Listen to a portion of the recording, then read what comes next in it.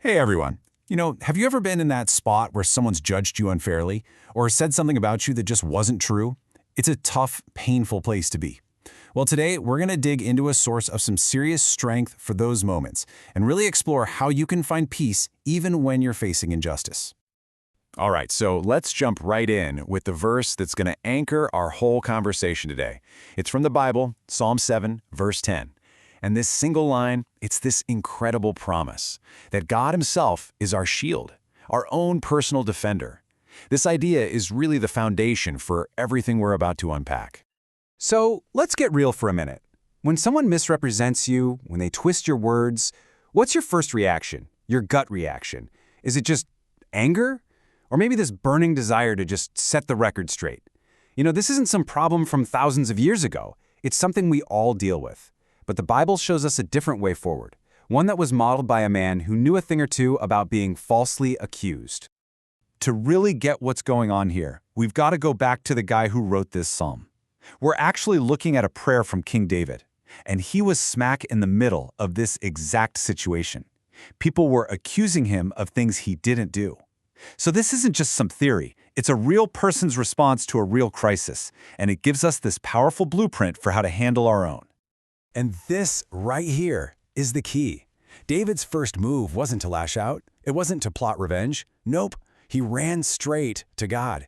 He made a choice to put his trust in a higher, perfect kind of justice instead of trying to fix it all himself. And that's the foundational lesson for all of us. So, what does it actually mean to trust in God's justice? Well, it all starts with understanding something really fundamental about who God is. So let's dig into the first big idea that David held on to, and that we can lean on too. It's all about God's perfect perspective. The key thing here is how God judges. It's not just about what people see on the outside. Look at these points. He judges the heart, the motives. He sees what's going on behind every single word and action. He knows. He actually knows who's telling the truth and who's lying. Just think about how different that is from our world, right? Where justice can be so flawed because people just don't have the full story. God, on the other hand, operates with all the facts. And that's why this matters so much. When people misunderstand you, man, it can feel so isolating. But the truth is, you're never really misunderstood. There is so much peace in knowing that the ultimate judge already knows your side of the story, the full story, and he is ready to be your defender. But that brings up a really tough question, doesn't it? If God is our defender, why doesn't justice happen, like, right now? Well, this second principle gets right to the heart of that, the all-important and sometimes really difficult question of timing. Let's be honest, we see it all the time. It can totally look like the people who are doing wrong are the ones getting ahead. And the Bible doesn't shy away from that. It acknowledges that evil can absolutely seem like it's winning for a season. But here's the promise. That season is temporary. God's justice is a sure thing, and in the end, He will defend the righteous. And this is where it gets super personal. When we try to take matters into our own hands, force justice to happen on our own schedule, it almost always leads to this bitterness and resentment that just eats us up from the inside. But the alternative is to let go, to actually trust God's perfect timing, and in that trust, to find real, lasting peace.